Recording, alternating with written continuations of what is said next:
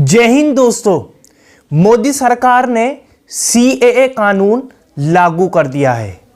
वो सीएए कानून जिसके खिलाफ शाहीन बाग का धरना हुआ, जिसके खिलाफ जामिया का धरना हुआ, एक ऐतिहासिक ये धरने थे जो सरकार भी हिल गई थी। पर अब लग रहा है कि सरकार हिली नहीं, सरकार को कोई डर नहीं, सरकार अब भी सामने खड़ी है। सरकार ने सीएए कानून लागू कर दिया है। गुजरात, राजस्थान, छत्तीसगढ़, हरियाणा और पंजाब में रह रहे 13 जिलों में पाकिस्तान, बांग्लादेश और अफगानिस्तान के जो गैर मुसलमान लोग हैं, यानी मुसलमानों को छोड़कर और रिलीजन के लोग जो इस देश के अंदर रह रहे हैं, इन जिलों के अंदर, इन राज्यों के रह रहे हैं, उनसे आवेदन मांगा है उनको नागरिकता देने के लिए।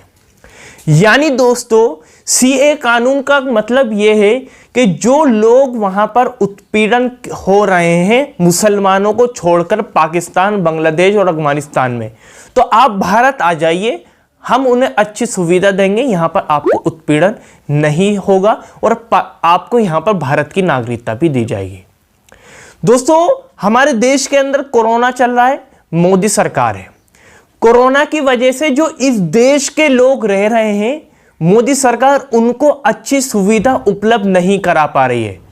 हमारे देश के प्यारे हिंदू भाइयों को अगर ऑक्सीजन की जरूरत थी तो सरकार ने उन्हें ऑक्सीजन उपलब्ध नहीं कराई। हजारों लोग ऑक्सीजन की वजह से मर गए।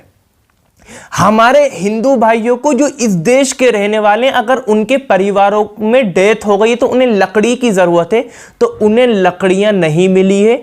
वो अंतिम संस्कार जो है अपना रीति रिवाज से अलग कर रहे हैं।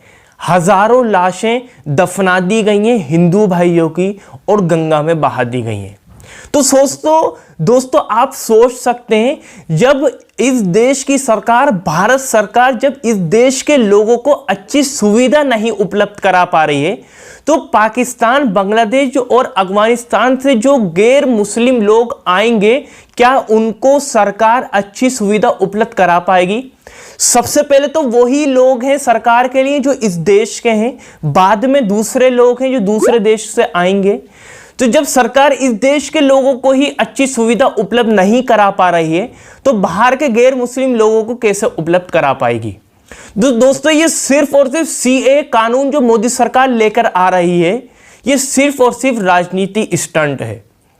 ये सिर्फ उन बातों को छुपाने के लिए मोदी सरकार लेकर आ रही है जो कोरोना के अंदर मोदी सरकार का भांडा फूट गया है।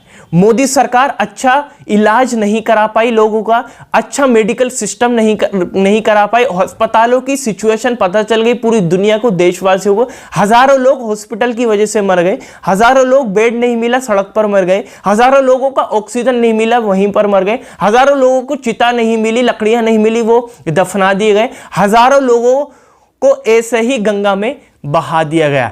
ये सारी की सारी चीजें दोस्तों ये सारी की सारी चीजें छुपाने के लिए सरकार सीएए कानून ला रही है।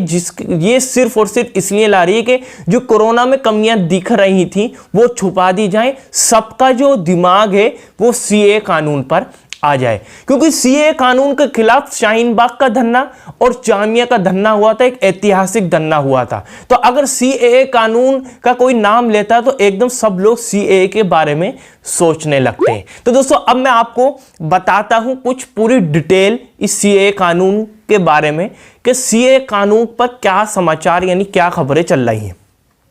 केंद्र सरकार द्वारा 3 पड़ोसी देश के गैर मुस्लिम अल्पसंख्यकों को भारतीय नागरिकता देने के फैसले को इंडियन यूनियन मुस्लिम लीग IUML ने सुप्रीम कोर्ट में चुनौती दी है। मुस्लिम लीग ने केंद्र सरकार के उस नोटिफिकेशन के खिलाफ कोर्ट का दरवाजा खटखटाया है जिसमें गुजरात, राजस्थान, छत्तीसगढ़, पंजाब और हरियाणा के 13 जिलों में रह रहे अफगानिस्तान, पाकिस्तान और बांग्लादेश के गैर मुस्लिम हिंदू, सिख, ईसाई, बौद्ध और जैन और पारसी समुदाय के लोगों से भारतीय नागरिकता के लिए आवेदन को लेकर अधिसूचना जारी की गई थी। बता दें कि केंद्र सरकार ने शुक्रवार 28 मई को अफगानिस्तान, बांग्लादेश और पाकिस्तान के हिंदू, सिख, जैन व बौद्ध और गुजरात, राजस्थान, छत्तीसगढ़, हरियाणा, पंजाब के 13 जिलों में रहने वाले मुस्लिमों को भारतीय नागरिकता देने के लिए आवेदन करने के लिए आमंत्रित किया है। दोस्तों, सरकार ने हरियाणा, पंजाब, राजस्थान, छत्तीसगढ़ और गुजरात में 13 जिलों में रह रहे पाकिस्तान, बांग्लादेश और अफगानिस्तान के गैर मुस्लिम लोगों से आवेदन करने के लिए आमंत्रित किया कि आप आवेदन करिए। अगर हमें लगेगा तो हम आपको नागरिकता देंगे, कि अगर आप सच में ही वहां पर परेशान हैं। तो दोस्तों, आपको समझना होगा इनकी राजनीति को। जब ये लोग भारत के लोगों को ही अच्छी सुविधा नहीं दे पा रहे हैं, तो ये लोग दूसरे देशों से आए लोगों को कैसे अच्छी सुविधा दे पाएंगे? सबसे पहले तो इन्हें भारत के लोगों को ही अच्छी सुविधा देनी चाहिए, बाद में दूसरे लोगों के बारे में सोचना चाहिए। दोस्तों, चलिए, आपकी क्या प्रतिक्रिया इसको लेकर आप नीचे कमेंट बॉक्स में जरूर बताइएगा। इस वीडियो को ज्यादा तो शेयर करिएगा, लाइक जरूर करिएगा। चैनल पर नए चैनल को जरूर सब्सक्राइब और बेल आइकन जरूर दबा दें, ताकि मैं जब भी नई वीडियो लेकर आऊंगा तो आपको पता चल जाएगा। चलिए, इस वीडियो में इतना ही।